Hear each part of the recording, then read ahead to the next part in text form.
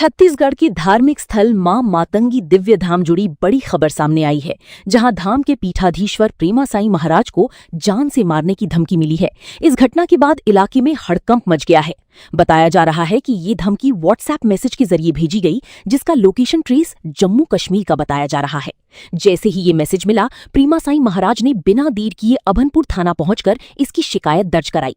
मामले की गंभीरता को देखते हुए थाना प्रभारी सत्येंद्र सिंह ने तुरंत संज्ञान लिया और जांच शुरू कर दी है।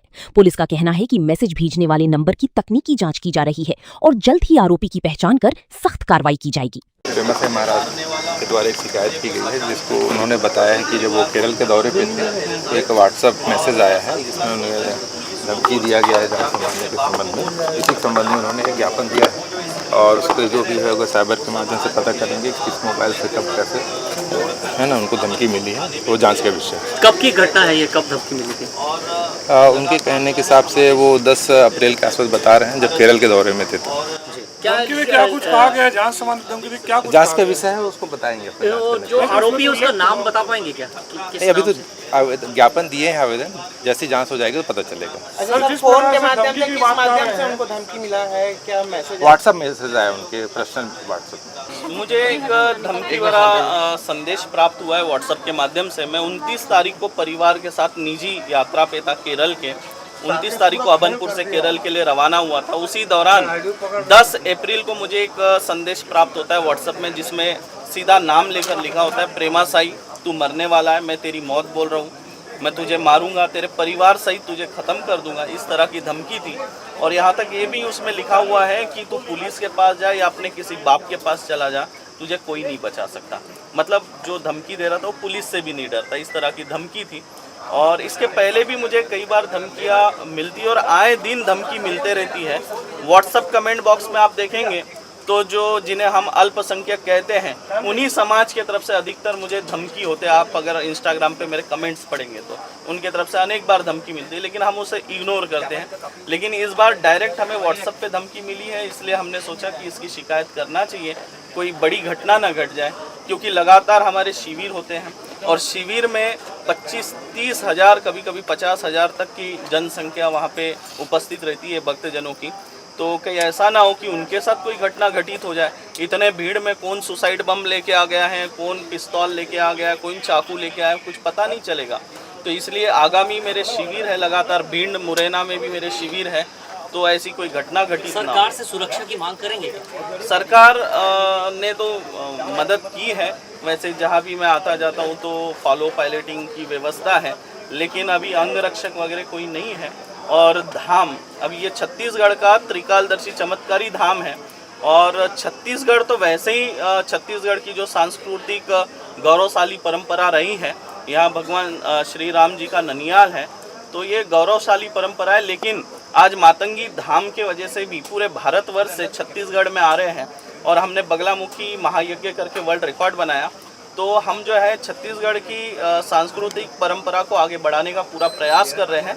साथ ही साथ धर्मांतरण को रोकने के लिए काम कर रहे हैं, उसके खिलाफ हम खुला बोलते हैं, जन जागृति ला रहे हैं। जो धर्मांतरित हो चुके हैं ऐसे लोगों को हम घर वापसी करा रहे हैं। लव जिहाद और अन्य प्रकार के लैंड जिहाद, फूड जिहाद, सभी प्रकार के जिहाद को मैं उजागर करता रहता हूँ समय समय पर। तो इससे भी जो है कुछ असामाजिक तत्वों को मुझसे जो परेशानी है और वो इस तरह की धमकी देते हैं। इसके पहले भी धाम में एक लड़का देशी कट्टा लेकर घुस गया था, उसको भक्तजनों ने ही पकड़ा था। थाने में हमने लिखित शिकायत दी थी और पर पुलिस ने कार्रवाई नहीं की, उसे छोड़ दिया। वो देशी कट्टा होने के बावजूद उसे छोड़ दिया गया था। लेकिन ऐसे हमले के इरादे से घुसा था? हमले के इरादे से घुसा था। देशी कट्टा था और वो बता रहा था मेरे पास ये देशी कट्टा है, मैं खरीद के लाया हूँ, बागेश्वर धाम, पंडोकर धाम और ये मातंगी धाम वालों को ख़त्म कर दूंगा, ऐसा वो बोल रहा था। लेकिन पता नहीं पुलिस ने उसे क्यों छोड़ दिया, देशी कट्टा होने के बावजूद कोई कार्रवाई नहीं हुई।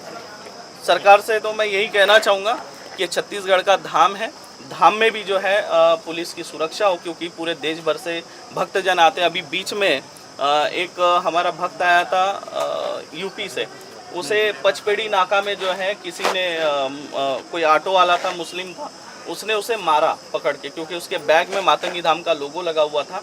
बैग उठा के फेंका और उसे मारा। और वो बेचारा बाहर का होने की वजह से यहाँ से चला गया। बाद में उसने हमें बताया, हमने कहा पहले बताते तो हम आपके साथ खड़े होते, आप लिखित शिकायत करते। तो इसी तरह भक्तों के ऊपर भी हमला हो रहा है तो सरकार से यही कहूँगा कि सुरक्षा प्रदान की जाए धाम में आने वाले भक्तजनों को, मुझे और मेरे परिवार। परम पूज्य गुरुदेव जी के बारे में हमको पता चला कि कुछ जिहादी लोग गीदड़ भक्ति कर रहे हैं। वैसे इनके इतने सारे शिष्य हैं और इनको ये जब धर्म की लड़ाई स्वयं लड़ रहे हैं तो इनके जो धर्म के लिए जो ये काज कर रहे हैं तो धर्मावलंबी लोग इनके लिए बिल्कुल खड़े हुए हैं। उनके कवच की तरह हजारों की संख्या में लोग हैं। गुरुदेव को कुछ नहीं होगा, फिर भी हमें जैसे अभी कुछ दिन पहले हमारे फरसा वाले बाबा की हत्या हुई है तो ऐसे हत्या से हमको सीख भी लेनी है। और आपके माध्यम से मैं गृह मंत्री जी को भी कहना चाहूँगा कि ऐसे जो धर्मपीठ व्यासपीठ पर बैठकर धर्म योद्धा की तरह कार्य कर रहे हैं उनकी सुरक्षा की जिम्मेदारी सरकार को उठानी होगी, क्योंकि ये लाखों की संख्या हजारों की संख्या में धर्म का काज करते हैं और उस बीच में कौन आकर उनके ऊपर वार कर दे तो एक बहुत बड़े संत को ये धर्म समाज खोना नहीं चाहता है।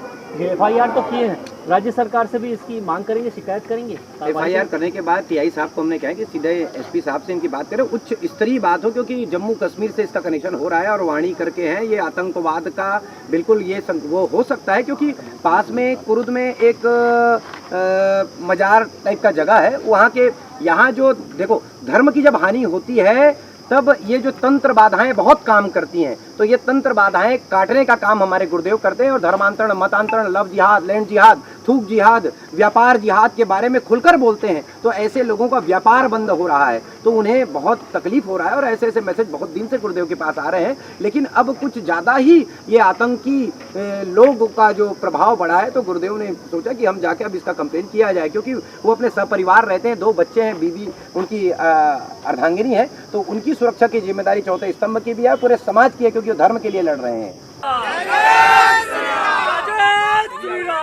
स्टेट भारत न्यूज पर रोचक जानकारी एवं नई खबरों के साथ बने रहने के लिए हमारे चैनल को सब्सक्राइब करें और बेल आइकॉन दबाना न भूलें।